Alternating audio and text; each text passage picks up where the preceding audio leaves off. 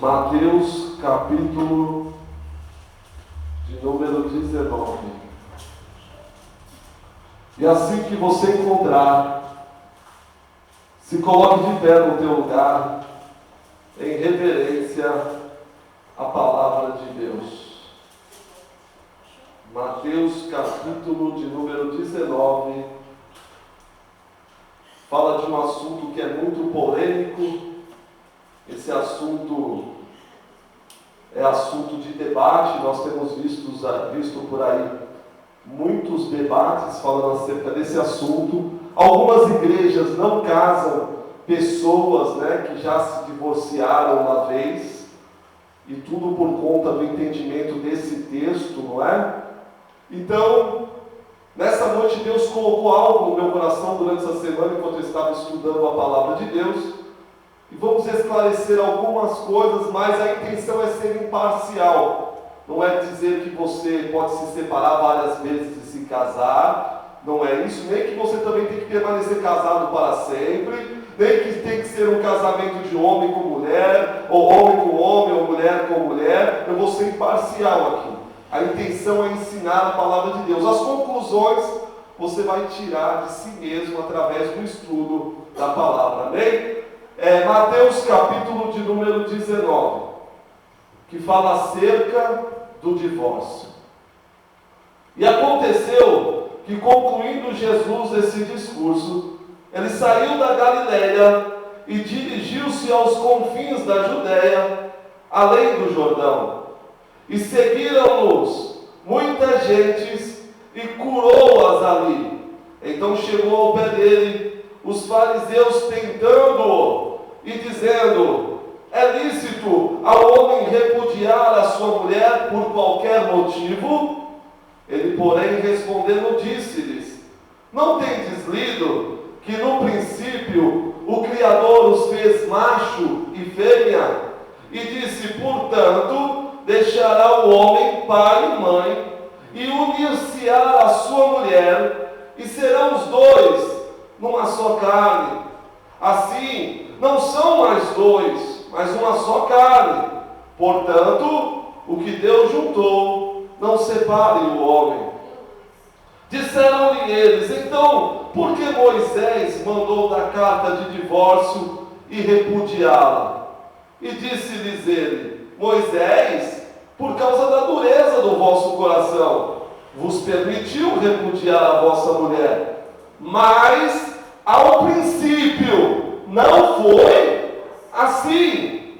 Eu vos digo, porém, que qualquer que repudiar a sua mulher, não sendo por causa da prostituição ou a infidelidade, e casar com outra, comete adultério. E o que casar com a repudiada, também comete adultério. E disseram-lhe seus discípulos: se assim é a condição do homem relativamente à mulher, então não convém casar-se. Ele, porém, lhe disse: nem todos podem receber esta palavra, mas aqueles a quem foi concedido, porque há eunucos que assim nasceram do ventre da mãe, há eunucos que foram castrados pelos homens, e há eunucos que se castraram a si mesmo por causa do reino dos céus. Quem pode receber isso, receba.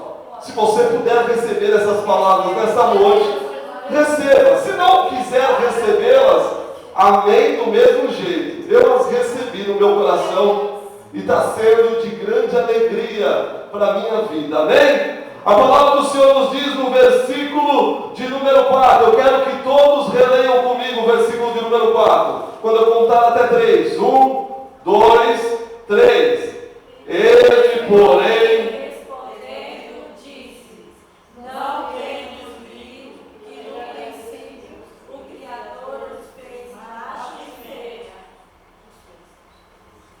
glória a Deus. O Criador os fez macho e fêmea, no versículo 5. E disse: portanto, deixará o homem e se unirá a sua mulher, e serão dois numa só carne. Amém. Pode tomar o teu assento glorificando o nome do Senhor Jesus. Vamos falar um pouco de casamento e também de divórcio.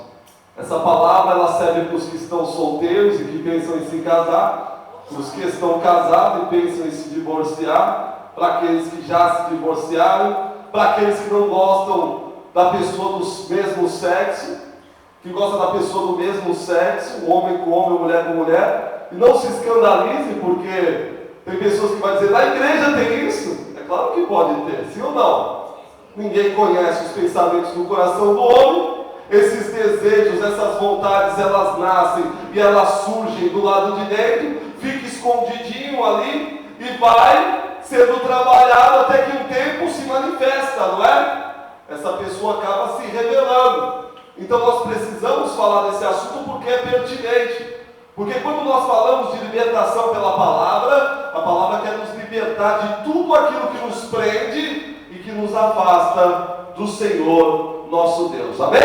Irmãos, estamos vivendo um tempo, e esse tempo que nós estamos vivendo hoje, eu chamaria ele de o tempo da inversão de valores, onde os verdadeiros valores, eles foram trocados, deixados para trás e foram esquecidos na história. Irmãos, valores que nós não poderíamos de forma alguma esquecê-los, porque esses valores são morais para nossas vidas e eles poderiam nos ajudar nos dias de hoje a vivermos uma vida diferente da qual muitas vezes nós estamos vivendo. E esses valores morais, eles vêm de Deus e eles estão esquecidos, já que as pessoas não querem então lembrar de Deus. Hoje não dá mais, louvado seja o nome do Senhor, as pessoas não sabem mais separar o que é certo do errado e o errado do que é certo. As pessoas estão em dúvida, não é? Será que é errado mesmo?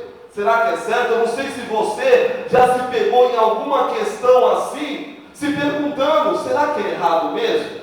Será que é certo? Olha, o pastor falou isso, olha, eu li isso, mas será que é assim mesmo?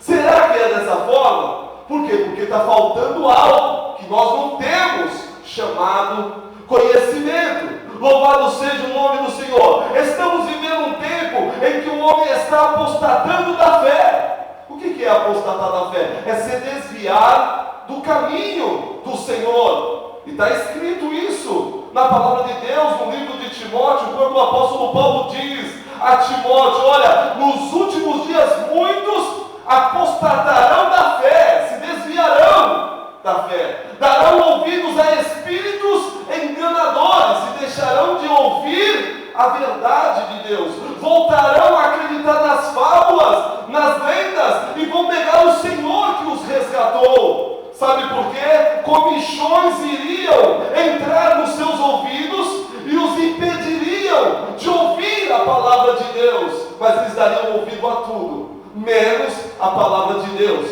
E é o que nós estamos vendo hoje. As pessoas, elas estão dando ouvido a tudo, menos a palavra de Deus. Então esse tempo que nós estamos vivendo hoje, já que o homem está se desviando do caminho, é um tempo em que o homem tem que voltar para o caminho. É um tempo em que o homem precisa se aproximar de Deus, e não o contrário. Quando eu digo inversão de valores, é porque o homem quer que Deus venha até ele.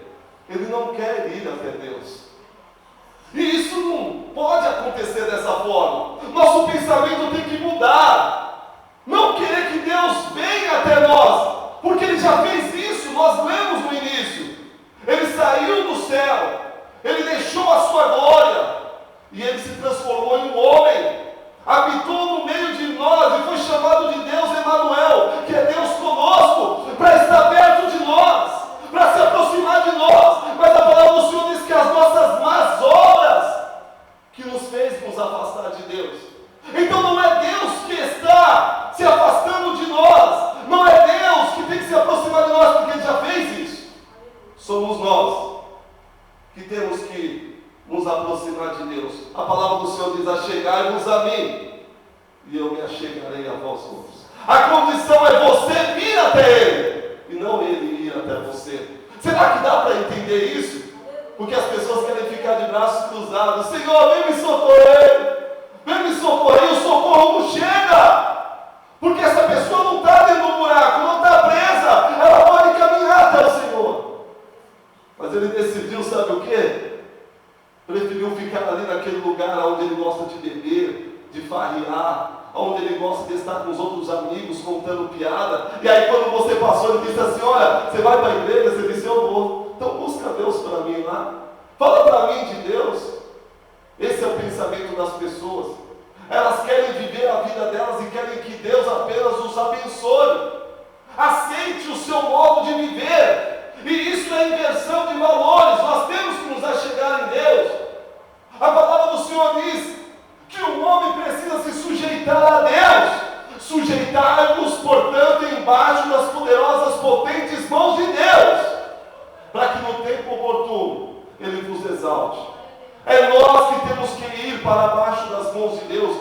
que Deus fique embaixo das nossas mãos. As pessoas querem que Deus se sujeite a elas. Os irmãos conseguem entender isso? As pessoas querem que Deus se sujeite a elas, aos seus caprichos, às suas vontades, aos seus desejos, às suas loucuras, às suas insanidades. Mas as pessoas não querem se sujeitar a Deus. Não querem fazer a vontade de Deus. Louvado seja o nome do Senhor Jesus. Nós temos que nos sujeitar ao Senhor. Louvado seja Deus. Nós precisamos entender, meu irmão. Nós precisamos entender que nós temos que conhecer a Deus. E não Deus que tem que nos conhecer, porque Deus já nos conhece. Muitas vezes nós falamos, Deus, Ele me conhece, Ele sabe como eu sou. Isso é uma mentira ou uma verdade? É uma verdade. Ele já te conhece, então a grande questão não é Ele te conhecer, é você conhecer Ele. Porque Ele te conhecer, Ele já conhece, Ele sabe tudo que passa no teu coração. Mas alguém diz assim, Deus me conhece. Mas quando Ele diz Deus me conhece, é para se justificar daquilo que Ele faz, como se Deus fosse conivente. Deus me conhece, Ele sabe que eu sou fraco, Ele sabe que eu faço isso, mas eu sou bonzinho. Mentira. Ele quer se justificar. Quando a pessoa diz Deus me conhece, Ele está querendo dizer, olha, eu faço isso, mas eu sou um cara decente, Deus sabe disso. Eu sou uma boa pessoa. Irmãos, não é Deus quem tem que nos conhecer, porque Ele já nos conhece. Somos nós que precisamos conhecer a Deus. Deus já conhece o homem e o seu coração, e está provado isso na palavra de Deus. Quando Samuel chegou na casa de Jessé, para ungir Davi, que seria um dos filhos de Jessé, para ser rei de Israel. Quando Samuel foi ungir, ele primeiro viu um dos irmãos de Davi, chamado Abinadab, e quando ele viu, ele ficou maravilhado, aquele homem alto, forte, maravilhoso aos olhos dele, e então ele foi, se apressou para ungir, e Deus disse, não, Samuel, eu não vejo como o homem vê. O homem vê o exterior, mas eu vejo o coração. Isso é prova que Deus conhece o coração do homem. Ele é o Deus que esquadrinha os corações e sonda os pensamentos. Davi, ele diz no Salmo 139, antes que a palavra chegasse à minha boca, o Senhor já conhece. O Senhor penetra os meus pensamentos de longe. O Senhor esquadrinha o meu coração. Irmãos, somos nós que precisamos conhecer a Deus. Aí Oséias vai dizer o seguinte: o meu povo está sendo destruído porque lhe falta o conhecimento. Você sabe por que o povo está sendo destruído, morrendo? Porque falta conhecimento. Falta o conhecimento de quem? De Deus. O povo tem conhecimento de tudo, menos de Deus. E a falta do conhecimento de Deus vai levar a pessoa à destruição.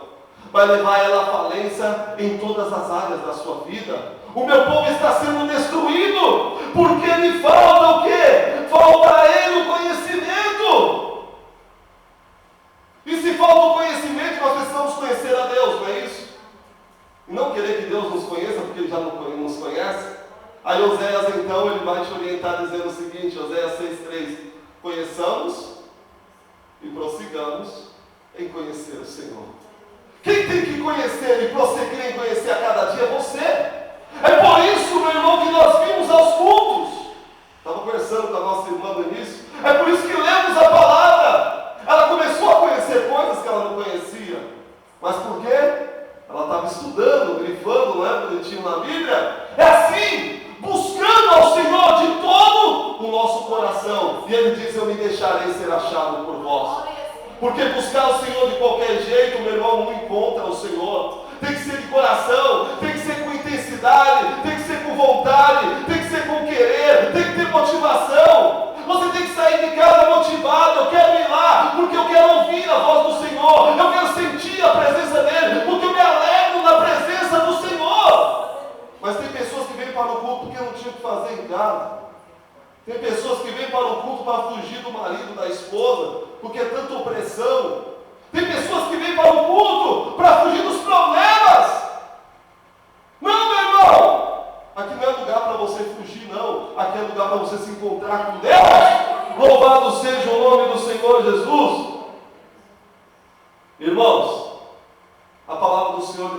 seguinte, olha, João 8,32, presta atenção. E conhecereis a verdade, e a verdade vos...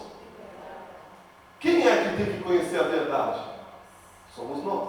Não está escrito, e a verdade vos conhecerá, e ela será liberta. Porque a verdade já é liberta, já é livre, não é? Então não é a verdade que tem que nos conhecer, somos nós que temos que conhecer a verdade. Conhecereis a verdade, e a verdade vos libertará. Sabe por quê? Porque nós estamos vivendo numa condição diferente da verdade. Nós estamos vivendo preso em alguma coisa, e é isso que nós precisamos entender. A questão é, nós estamos presos ao quê? Que nós precisamos ser libertos. Porque se o Senhor disse que nós temos que conhecer a verdade, é porque Ele conhece a nossa condição. Aí Ele vai dizer o seguinte na sua palavra, ainda em João capítulo 8, Ele vai falar, olha, o filho... Ele vai falar assim, aquele que serve o pecado, ele é escravo do pecado. E aquele que é escravo, ele não vive para sempre na casa do seu Senhor. Mas aquele que o Filho libertar, verdadeiramente será livre. Aí nós conseguimos entender que nós precisamos, meu irmão, do Filho. Não é o Filho que precisa de libertação, somos nós. O Filho quer nos libertar, os filhos de Deus. E Ele só vai fazer isso se nós conhecermos a verdade. Você conhece a verdade e Ele te tira da prisão. E Ele te liberta. E Ele te tira de uma condição. E Ele te coloca em outra. Uma condição de livre, liberto. E aí você acaba agora tendo uma família. Você está entendendo? A família de Deus. E é isso que acontece. Irmãos, eu quero dizer aqui de todo o coração. Não é Deus que tem que entrar no teu coração. Não é. Não é Deus. Porque a maioria das pessoas do mundo dizem, Deus está onde? Você vê mudança? Não é Deus que tem que entrar no teu coração. É você que tem que entrar no coração de Deus, meu irmão. Quando você entra no coração de Deus, é uma viagem que muda a tua vida, a tua história. E quem olha para você não te enxerga mais da mesma forma. Mas todo mundo que diz, Deus está no meu coração, é um olho no ouvido. Porque se Deus está no meu coração, então por quê? Eu estou vivendo dessa forma, só reclama, só pragueja, preso a um monte de situações, desobediente, rebelde. Mas Deus está no meu coração. Não. Você tem que entrar no coração de Deus, meu irmão.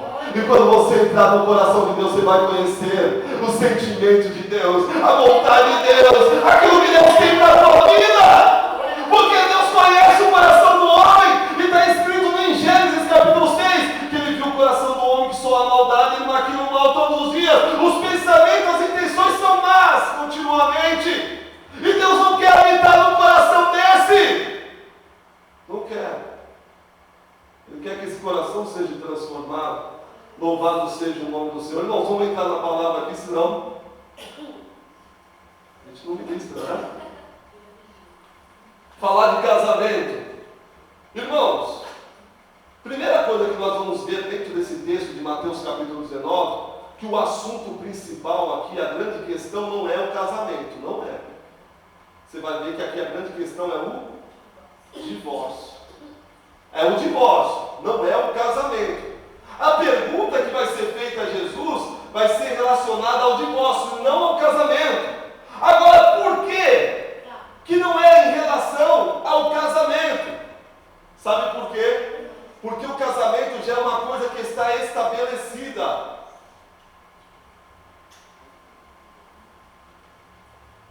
Glória a Deus.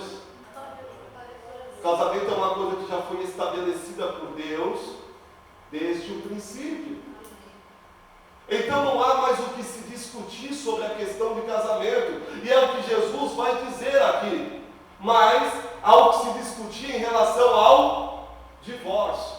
Agora eu quero que os irmãos entendam o seguinte, que no texto que nós estamos lendo aqui, Jesus não está conversando com a multidão, não é com as pessoas que não conhecem a Deus. Ele vai curar as pessoas que não conhecem a Deus, está escrito. Mas nessa hora da pergunta do divórcio, fariseus. Os fariseus são os conhecedores da lei, da palavra de Deus. Ele não está conversando com quem é inocente. O outro X da questão é que os fariseus não têm dúvida sobre o divórcio. Eles sabem.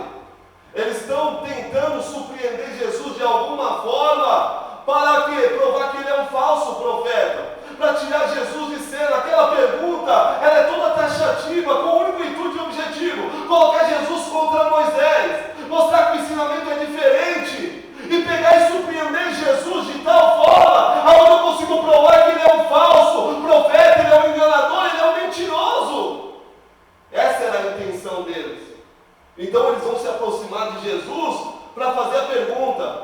Aí, a palavra de Deus vai dizer o seguinte: então chegaram ao pé dele e dos seus, tentando-o e dizendo-lhe: é lícito ao homem repudiar a mulher por qualquer motivo? Eles vão fazer uma pergunta. É possível, o homem pode fazer isso, se separar da mulher por qualquer motivo? Olha a resposta que Jesus vai dar no versículo 4. Ele, porém, respondendo, disse-lhes: não tendes lido que desde o princípio o Criador os fez macho e fêmea? E disse: portanto deixará o pai e mãe, e se unirá a sua esposa, e serão os dois numa só carne. Assim não será mais dois, mas uma só carne. Portanto, o que Deus ajuntou, não separe o homem. Quando eles fazem a pergunta do divórcio, Jesus não vai ser subjuntivo. Ele não vai falar sobre as suas ideias, seus pensamentos sobre o divórcio, como nós temos muitos. Ele vai recorrer ao princípio, à palavra. Ele vai dizer: vocês não têm lido. Lido o quê? O que aconteceu lá no princípio. Irmãos, ele vai fugir daquela situação e vai levar os fariseus para o início. Porque se nós compreendemos o início, nós vamos entender o que está acontecendo hoje, nas nossas vidas. A resposta para nossas vidas hoje está no início. Quando você disser assim: olha, por que Deus fez esse homem dessa forma? Aí a resposta minha para você é o seguinte: você não tem lido como que Deus fez no princípio? Porque se você não leu o que aconteceu no princípio, você não vai entender o que está acontecendo hoje. Jesus queria explicar para eles a questão do divórcio, mas para explicar eu tenho que voltar com vocês lá no início. Mostrar para vocês que tudo que meu pai fez é bom. O que eu quero dizer para vocês é que Deus criou o casamento e não o divórcio. Deus criou a união e não a separação. E eu quero provar isso para vocês. Jesus está dizendo para eles, lá no início: vocês vão ver isso acontecendo. Louvado seja o nome do Senhor. Qual é o modelo de casamento que Jesus mostra lá no início? Nós vimos aqui. Você não tem visto que o Criador, ele juntou o homem e a mulher, não é isso? E aí, por isso eles vão deixar pai e mãe, vão se unir, vão ser uma só carne, e ninguém vai poder separar. Esse é o modelo de casamento que foi feito por Deus. Qualquer outro modelo de casamento que é chamado de casamento e que foi adaptado nos dias de hoje, tem que se parecer com esse. Se não se parecer, então não é o casamento que Deus criou e estabeleceu. O casamento que Deus criou e estabeleceu é esse: o macho e uma fêmea, unidos, se tornando uma só carne. Porque quando há essa união, ela é perfeita e aí ninguém consegue separar. Louvado seja o nome do Senhor. Irmãos, Deus criou o casamento. Agora a pergunta que eu faço para os irmãos: quem é que criou o divórcio? Porque a grande pergunta dos fariseus é: por que Moisés deu a carta de divórcio? Ela passou a existir num determinado momento, mas será que existia no início? Jesus está dizendo: no princípio Deus criou e o homem não podia separar. Se o homem não podia separar, então não existia o divórcio. Para nós entendermos isso melhor, nós temos que voltar lá no Gênesis. Eu vou ler aqui, os irmãos acompanhem comigo. Vamos voltar lá no início comigo? Quem quer fazer essa viagem? Vamos voltar no início e vamos ver como é que as coisas eram no início. Então, Gênesis capítulo 2, nós vamos ver Deus criando todas as coisas, e ao final de cada coisa que Deus cria, Ele diz o seguinte: e viu Deus que era bom. Então tudo que Deus criou era bom. Aí agora Ele faz o homem, Ele planta um jardim, coloca esse jardim, esse jardim conhecido como Jardim do Éden, que é conhecido como Jardim de Delícias, não é? Coloca o homem no jardim para cuidar da terra, e ele prepara para o homem tudo aquilo que seria suprimento para a tua vida, e tudo do bom e do melhor. E fora isso, o homem tinha a presença de Deus constantemente, na aspiração dos dias, nas tardes, onde Deus conversava com o homem. Só que a palavra do Senhor diz que só existe Adão por enquanto e os animais. No capítulo 2, a palavra do Senhor diz que Deus observa que todos os animais que Ele fez, esses animais estão com seu parzinho e felizes. E o texto nos diz que Ele não achou alguém que fosse idôneo para poder estar do lado do homem. No versículo de número 18 do capítulo 2 está escrito: disse mais o Senhor Deus, não é bom que o homem esteja... Far-lhe-ei uma ajudadora que lhe seja idônea. Irmãos, veja o cuidado de Deus no princípio. Ele cria o homem, coloca o homem num bom lugar, e ele está observando o homem e ele viu que o homem estava triste, ele estava incompleto, faltava algo para ele. Então ele disse: olha, não é bom que o homem esteja só. Far-lhe-ei uma adjuntora que seja idônea para estar com ele. O que é adjuntora? Uma companheira. Eu vou fazer uma pessoa para que possa estar do lado dele, alegrando os dias dele, para que ele possa viver com essa pessoa, entronizado com essa pessoa. Então, o texto vai nos dizer que Deus vai realizar isso no versículo 21. Então o Senhor Deus fez cair um sono pesado sobre o homem, este adormeceu, e tomou-lhe então uma das costelas e lhe fechou a carne em seu lugar. E da costela que o Senhor Deus lhe tomara, formou a mulher e trouxe ao homem. Então disse o homem, agora Adão dizendo: esta é agora osso dos meus ossos e carne da minha carne, ela será chamada varoa, porquanto do varão foi tomada. Por isso, portanto, deixará o homem o seu pai e a sua mãe, e unir-se-á a sua mulher, e serão uma só carne. Agora você veja a estratégia de Deus, como ele vai criar a mulher. Adão está dormindo ou não está? Sono profundo. Agora, quando Adão acorda, ele olha para a mulher e ele reconhece que essa mulher é parte dele. A pergunta que eu faço é: como ele tinha essa revelação? De que aquela mulher era parte dele, osso do osso, carne da carne. Porque o homem não tinha o pecado ainda. Quando ele abriu os olhos, ele não teve outra dúvida, não teve dúvida de que era Deus preparando o melhor para ele. É como se Deus tivesse revelado no íntimo dele o que ele havia feito enquanto ele estava dormindo. Ele tinha a revelação. Hoje o homem perdeu a revelação de Deus. Ele dorme hoje, mas não tem a revelação. O homem hoje dorme no sono profundo. Deus está trabalhando, mas ele não tem a revelação. Porque o pecado impede ele de ter a revelação, mas Adão não. Adão, ele tinha a revelação. Ele olhou para a mulher e ficou todo feliz, satisfeito. E ele falou: olha só, osso do meu osso, carne da minha carne. Olha só, eu te chamarei agora de varoa, porquanto do varão você foi tomada. Louvado seja Deus. E aí ele disse: portanto deixará o homem seu pai, a sua mãe, e unir-se-á a sua mulher, e serão uma só carne. Louvado seja o nome do Senhor. Então nós vemos aqui uma só carne, a união, o casamento, o matrimônio sendo estabelecido por Deus, o primeiro casamento. Esse primeiro casamento estabelecido por Deus, a mulher tinha parte do homem e o homem tinha parte da mulher. O casamento perfeito, entenda isso, de Deus. Quando você fala: meu casamento é do Senhor, você só pode dizer isso quando a pessoa que você está tem uma parte sua e você tem uma parte dela. Você já ouviu aquele ditado do mundo que diz que toda panela tem uma tampa?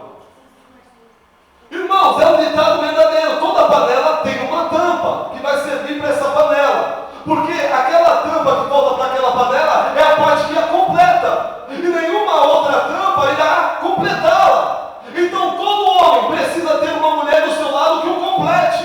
E ele precisa completá-la. E eles precisam se sentir completos. E se eles se sentirem completos, eles vão viver uma vida de verdade. Um casamento verdadeiro. Louvado seja o nome do Senhor. Nós percebemos que esse casamento, quem juntou o homem com a mulher foi? Aí ele disse: não quero o homem separar o que Deus? Por que o homem não consegue separar? Porque foi Deus? Irmãos, A maioria dos casamentos que nós vemos hoje é uma vergonha. Né? A pessoa casa, fica um dia, uma semana, um mês, separa e diz: Deus nos uniu. Não, Deus não uniu. As pessoas casam por interesse. As pessoas casam por causa da fama. As pessoas casam porque não aguentam mais o pai e a mãe. Como uma irmã disse para nós na escola dominical: aí eu casei novinha porque eu não aguentava meu pai e minha mãe. Eu falei: vou sair, vou casar. E casou. Aí teve que aguentar o marido. Foi pior. Aí teve que se separar. Trouxe sofrimento para si. Esse tipo de casamento que você olha para a pessoa e casa com ela não por causa de um sentimento bonito, não porque ela te completa, mas porque ela tem algo que pode te favorecer. Isso não é casamento, acaba. Ah, mas foi Deus que juntou. Aí sabe por que eles dizem que foi Deus que juntou? Porque esse casamento é feito aonde? Na igreja. Então, eu posso casar do jeito que eu quiser. Se eu fizer isso na igreja, então eu casei no Senhor e Deus me abençoou. Será que Deus abençoou aquele casamento? Mentira. Isso é ilusão na mente da pessoa. Achar que pelo simples fato dela ter casado numa igreja, ela recebeu a bênção de Deus. A bênção de Deus está sobre aqueles que são obedientes, daqueles que aguardam no Senhor. Deus só é responsável pela mulher que Ele te deu ou pelo homem que Ele te deu quando Ele te dá. Não é quando você escolhe. Porque muitas pessoas falam: poxa, por que Deus me deu esse homem? Por que me deu essa mulher? Ele escolheu, fez tudo, depois fala que foi Deus que deu. Tudo mentira, irmão. Conversa fiada. Quando Deus te dá algo, Ele é pleno na tua vida, te traz alegria. Quando a pessoa é carne da tua carne, osso do teu osso, ela não te machuca, ela não te faz mal. Quando ela bate em você, ela sente a dor nela também. Quando ela te agride, ela se sente agredido também. Quando você chora, ela chora também. Porque existe uma parte de um no outro, e a parte do outro em um. Não tem como separar isso. Mas quando o casamento não tem isso, não é um casamento que Deus juntou. As pessoas dizem: olha, não podemos separar o que Deus juntou, e aí faz a pessoa obrigada a viver com a outra, que um casamento foi escolhido de qualquer jeito, não foi Deus que juntou. Não foi Deus, foi suas escolhas. Eu passei por um casamento, e o meu primeiro casamento não foi Deus que me deu, mesmo porque eu não era nem da igreja. Só que eu vivi durante muitos anos da minha vida chorando, sem entender, porque alguém disse para mim: olha, não separa o que Deus juntou. E eu falei: como é que Deus me juntou a uma situação como essa de sofrimento, de dor? E vivi assim por anos, até um dia que o Senhor me revelou: não, meu irmão, está ali, a minha metade está ali, não estava lá no passado, não. Hoje eu sou feliz de verdade. Sabe por quê? Porque eu tenho alguém que está andando do meu lado, que é minha companheira, alguém que está me ajudando em todos os momentos e que compartilha daquilo que eu gosto. Porque o meu ex-casamento, a minha ex-mulher dizia: você está com essa porcaria de novo na mão? Como que Deus vai me dar alguém para estar comigo que chama as coisas de porcaria? Isso não é porcaria, isso é porcaria para quem está longe de Deus. Para quem não conhece Deus, precisa conhecer Deus. Irmãos, Adão viveu 930 anos. E a Bíblia não relata que ele se separou de Eva. E você sabe por que ele não se separou de Eva? Porque no princípio não tinha divórcio. E porque Deus havia unido ele com a Eva. Agora, a questão é o divórcio. Por que existe o divórcio hoje? Essa é a questão, esse é o X da questão. Nós vamos entender o seguinte: que existe o antes e o depois. O antes sem o pecado e o depois com o pecado. Quando o pecado entrar no mundo, nós vamos ver que ele vai entrar e ele vai mudar o curso da história. Ele vai começar a desconstruir o que Deus construiu. E vai acrescentar coisas que Deus não acrescentou. Mas não foi Deus quem criou. Nós temos que entender que é o pecado. Então, no princípio, o homem casa com a mulher. Não é? Não tem o pecado, ele vive para sempre com essa mulher. Depois ele vai e peca. Adão pecou. Depois que o Adão pecou, o que vai acontecer? Louvado seja o nome do Senhor. Adão vai pecar, desobedecendo a Deus. Deus vai aparecer para Adão e vai dizer: Adão, por que tu fizeste isso, Adão? Por que você comeu do fruto que eu falei que não era para comer? Aí ele vai dizer para Adão o seguinte: Adão, por causa de ti, a terra é maldita. Irmãos, a terra se tornou maldita por causa de quem? Por causa de Deus? Por causa do homem? E aí o Senhor diz para Adão, agora a terra vai produzir abrolhos, cardos e espinho. Ela produzia isso? Fruto ruim. Ele disse, agora a terra vai produzir fruto ruim.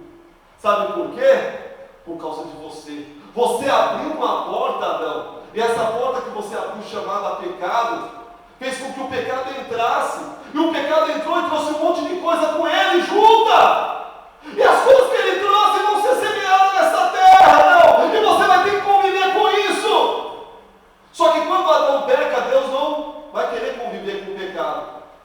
Deus ama o pecador, mas não ama o pecado. Então Deus vai expulsar o homem do jardim, mostrando que ele ama o homem, mas não é conivente com o pecado. Então nesse momento vai haver uma separação entre o homem e Deus. Não existia separação. A primeira separação que acontece é a do homem com Deus. E o que separou o homem de Deus? Justamente o pecado. Irmãos, veja que o pecado entra já separando o homem de Deus. Aí diz lá em Isaías 59, que as mãos do Senhor não estão encolhidas, que os ouvidos do Senhor não estão ensurdecidos, para que Ele não possa ouvir. Mas o que faz com que os nossos rostos estejam escondidos do Senhor são as nossas iniquidades, os nossos pecados, que escondem os nossos rostos de Deus, para que Ele não nos veja. O pecado te esconde do Senhor. O pecado te separa de Deus. Irmão, logo após o pecado de Adão, houve essa separação do homem com Deus. Aí nós vamos ver a primeira família. Adão com a esposa vão constituir filhos. E todos conhecem o casal de filhos deles, né? Quais foram os primeiros filhos? Caim e Abel. Agora, vamos ver o que vai acontecer dentro da família do homem com o pecado?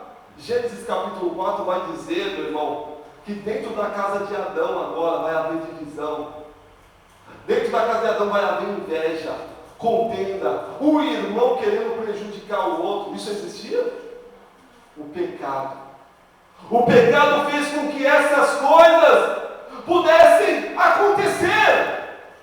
Irmãos, o homem jamais poderia se apartar de Deus, porque o homem tem uma parte de Deus nele. Deus, quando fez o homem, Ele soprou no homem um fôlego de vida. Ele soprou do Espírito dele no homem. Você tem parte de Deus, então você não pode se separar de Deus. O homem não poderia se separar da mulher porque ele tinha parte da mulher. Mas isso se tornou possível hoje porque o pecado criou essa possibilidade, separou o homem de Deus. E separou o homem da mulher, trazendo a separação. É por isso que Jesus veio a esse mundo, para novamente unir o homem a Deus. Ele é a ponte que liga o homem a Deus. Ele disse, ninguém vem ao Pai, a não ser por mim, porque eu sou o caminho, a verdade e a vida. Louvado seja o nome do Senhor Jesus. Aí os fariseus vão perguntar para ele. Então responderam os fariseus o seguinte a Jesus: por que então Moisés permitiu dar carta de divórcio então? Se no princípio não era assim. Aí agora vem a explicação. O pecado está no mundo, não é? Moisés permitiu. Permitir é consentir, é autorizar, é tolerar. Não significa que ele aprovava aquilo. Mas ele deu uma resposta. Jesus deu uma resposta. Que está lá em Mateus capítulo 19. Olha a resposta que Jesus deu. Versículo 8. Disse-lhes ele: Moisés, por causa da dureza do vosso, vos permitiu repudiar a vossa mulher, mas no princípio não foi assim. O princípio não foi assim. Adão não se separou de Eva. Se está se separando agora, foi porque Moisés permitiu. E se Moisés permitiu, tem um porquê. É por causa da dureza do vosso coração. O que é um coração duro? Irmãos, alguém sabe o que é um coração duro? É um coração enrijecido. É um coração impenetrado. É um coração que a palavra de Deus bate, mas não consegue acesso, ela não consegue entrar. Coração duro é um coração mau. Coração duro é um coração infiel. Coração duro é um coração que não se rende. É um coração que não se quebranta. É um coração que não reconhece Deus. É um coração que não se arrepende. Esse coração duro, meu irmão, não existia. O coração que existia antes era de carne. O coração duro, ele foi colocado no homem, no lugar do coração de carne. É por isso que Davi vai dizer ao Senhor quando ele peca: Senhor, Muda o meu coração, me dá um coração de carne. Tira esse coração de mim. Porque esse coração está fazendo mal para mim. Um coração duro, é um coração pesado, angustiado, e você carrega ele com dificuldade. Você sofre dia após dia. E tem gente que diz, eu não sei porque meu coração é assim. Eu sei, meu irmão. Não é? Não tem gente que diz, eu não sei porque meu coração é assim comigo, não sei porque ele faz isso, eu sei. É porque ele foi enganado pelo pecado. Louvado seja o nome do Senhor. Irmãos, nós já estamos terminando. Eu quero mostrar que essa dureza do coração é justamente o pecado no coração do homem. E aí vocês vão entender isso. Hebreus, livro dos Hebreus. Olha só o que está escrito em Hebreus, capítulo 3, versículo 12, está escrito: Vede, irmãos, que nunca ache em vós um coração perverso, um coração mau de incredulidade, para se apartar do Deus vivo. Ele está dizendo que não pode haver em nós um coração incrédulo, um coração perverso,